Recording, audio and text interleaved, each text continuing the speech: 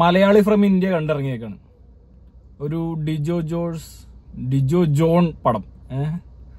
ആള് ജനഗണമനയുടെ ആ ഒരു ഇതിന്ന് ഇപ്പോഴും ഇറങ്ങിയിട്ടില്ല.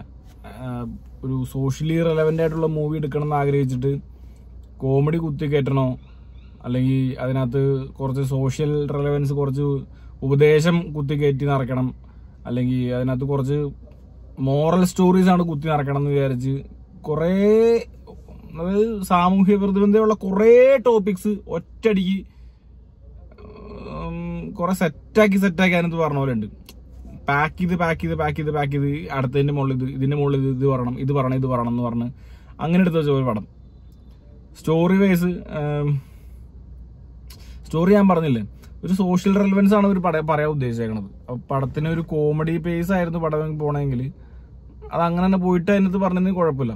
ഫസ്റ്റ് ഹാഫിൽ കുറെ കോമഡി ത്രെഡ്സ് കാണിച്ചു, പക്ഷെ ആ കോമഡി ത്രെഡ്സ് എനിക്കത്ര വർക്കായില്ല.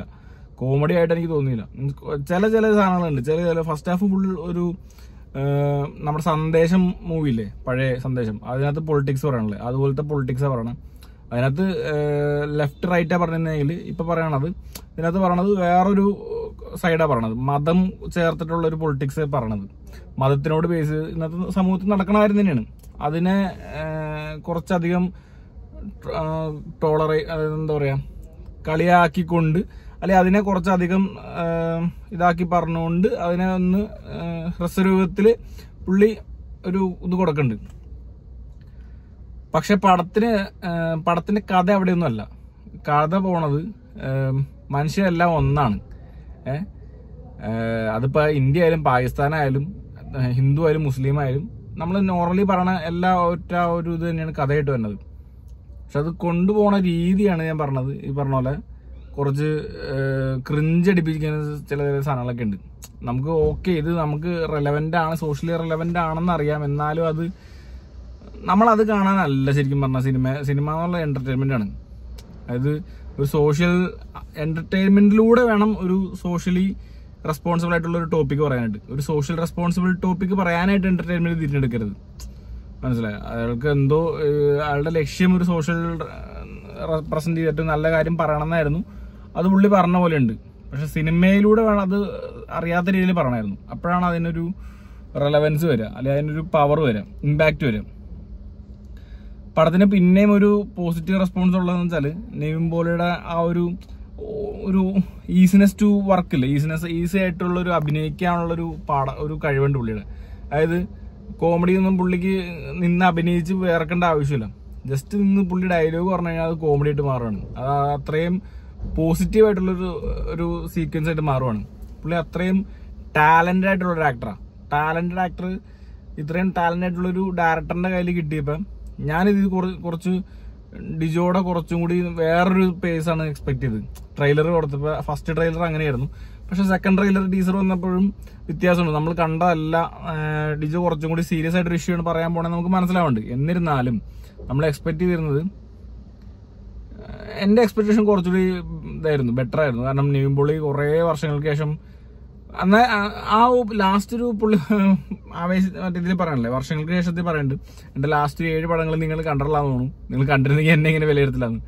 കാരണം പുള്ളിക്ക് അറിയാം ലാസ്റ്റ് 7 പടം പുള്ളിയുടെ ഫ്ലോപ്പായിരുന്നു, അട്ടർ ഫ്ലോപ്പായിരുന്നു. അതിൽ നിന്ന് കയറി വരാൻ നോക്കണാണ്. പുള്ളി ഒറ്റയ്ക്ക് പടം വെട്ടി വന്ന മനുഷ്യൻ തന്നെയാണ്. അപ്പൊ അഭിനയിക്കാൻ പഠിപ്പിക്കുകയോ അങ്ങനെയുള്ള കാര്യങ്ങളൊന്നും വേണ്ട. പുള്ളിക്ക് അത്രയും നല്ല കഴിവുണ്ട്, അത്രയും അടിപൊളിയാണ് പുള്ളി അഭിനയിക്കുന്ന കാര്യങ്ങളിൽ. ഞാൻ പറഞ്ഞില്ലേ, പുള്ളിയുടെ സീക്വൻസ് ഒക്കെ അടിപൊളിയാണ്, ഒരു രക്ഷയില്ല. പക്ഷെ അത് പ്ലേസ് ചെയ്ത് എന്താ പറയാ, പ്ലാറ്റ്ഫോം കറക്റ്റായി പോയില്ല. ഡിജോ ജനഗണമന നമുക്കറിയാം, നമ്മളാ ഇപ്പൊ ഫോൺ മറിഞ്ഞു പോയനെ. ജനഗണമന നമുക്കറിയാം, നമ്മളാ ഒരു വന്ന പാറ്റേൺ അങ്ങനെയാണ്. ആ പടം ഭയങ്കര സീരിയസ് ഇഷ്യൂ ആണ് സംസാരിക്കണത്. അത് ആ പടം ത്രൂ ഔട്ട് അങ്ങനെയാണ്. പക്ഷെ ഇത് തുടങ്ങിയപ്പോൾ കുറെ കോമഡീസ് കാണിക്കുന്നു, കോമഡി ആക്കാൻ വേണ്ടി കുറെ എന്തൊക്കെ കാണിക്കുന്നു. ധ്യാൻ ശ്രീനിവാസനാണെങ്കിൽ ക്രിഞ്ച് കഥാപാത്രം എന്ന് പറയാം. ആള് പുള്ളിയുടെ അമ്മാവന്റെ മോനാണ്. എനിക്ക് നമുക്ക് മനസ്സ് തുറന്നങ്ങോട്ട് ചിരിക്കാൻ ഉള്ള സ്കീം കിട്ടിയില്ല. ആവേശത്തിലൊക്കെ നമുക്ക് ആ ഒരു സ്കീം കിട്ടിയായിരുന്നു. ഇതിനകത്ത് പടം ഇഷ്ടപ്പെടണമെന്നുണ്ട്, എന്നാൽ ഇഷ്ടപ്പെടാൻ പറ്റണമില്ല, ആ ഒരു അവസ്ഥയാണ്. പിന്നെ ധ്യാൻ ശ്രീനിവാസന്റെ എനിക്ക് പറ്റുള്ള അവിടെ ഉൾക്കൊള്ളാനായിട്ട് ഇവര്. അതായത് നിവിൻപോളിനെ കണ്ട് എനിക്ക് സത്യം പറഞ്ഞ നിവിൻപോളിയുടെ പടം വിജയിക്കണം, ഒന്ന് ഓടിക്ക് തിരിച്ചു കയറി വരണം, പഴയ നിവിൻപോളിനെ തിരിച്ചു കിട്ടണമെന്ന് ആഗ്രഹമുണ്ട്. ഓഫ്കോഴ്സ് ആ പടത്തിൽ നമുക്ക് തിരിച്ചു കിട്ടണമെങ്കിലും പക്ഷെ ആള് ഒരു ഈ പറഞ്ഞ മെഗാ ഹിറ്റ് അടിക്കണം, ഒരു 50 കോടി ക്ലബിലെങ്കിലും പുള്ളി കയറണം. ഫസ്റ്റ് പ്രേമം അത്രയും വലിയൊരു 50 കോടി ക്ലബിൽ ആദ്യം ഇറക്കിയ ആളാണ്, ആൾക്ക് പിന്നെ കിട്ടിയിട്ടില്ല അതുപോലത്തെ ഒരു ഇത്. അപ്പൊ അങ്ങനെയൊക്കെ ആഗ്രഹിക്കുന്നുണ്ട്, പക്ഷെ അതൊന്നും കിട്ടില്ല. അത് എനിക്ക് ഗ്യാരണ്ടിയാ. ഈ പടത്തിനകത്ത് ഒരു ആടുജീവിതം പ്ലസ് ഒരു ബജരംഗി ഭായ്ജാൻ പ്ലസ് കുറച്ച് സന്ദേശം അങ്ങനെയുള്ള കുറച്ച് മൂവീസ് എല്ലാം കൂടി ചേർത്ത് ഇട്ട് ഒരു ഇക്വേഷൻ ഇട്ട് കഴിഞ്ഞാൽ മലയാളി ഫ്രം ഇന്ത്യയായി. അപ്പം ഞാൻ പറയണത് കൂടുതൽ പറഞ്ഞ് വഷളാക്കണല്ല. നിങ്ങൾ സിനിമ തിയേറ്ററിൽ പോയി തിയേറ്ററിൽ പോയി കണ്ട് നല്ല സിനിമകളാണ്, നല്ല ചൂടൊക്കെയാണ്.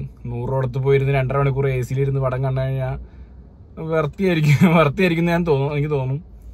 പടം മസ്റ്റ് വാച്ച് അല്ല, എന്നാലും ഒരു സോഷ്യലി റെലവൻ്റ് ആയിട്ടുള്ള ഒരു സാമൂഹ്യ പ്രതിബദ്ധതയുള്ള ഒരു നല്ല സിനിമ എന്ന് നമുക്ക് ഫീൽ ചെയ്യിക്കുന്ന പടം നമുക്ക് കാണാൻ ആഗ്രഹം ഉണ്ടെങ്കിൽ ജസ്റ്റ് കണ്ടോ. എന്റർടൈൻമെന്റ് ഒന്നും അങ്ങനെ ഓവറോൾ എന്റർടൈൻമെന്റ് അല്ല, ഒരു ആവറേജ് എന്റർടൈൻമെന്റും ഒരു ആവറേജ് ഫീൽ ഗുഡ്, ഒരു ആവറേജ് സോഷ്യലി റെലവന്റ് എല്ലാം കൂടി ഒരു ചെറിയ കുരു എല്ലാം കൂടി ചേർത്ത് വെച്ചിട്ട് ഒരു പടം. അപ്പം മലയാളി ഫ്രം ഇന്ത്യ.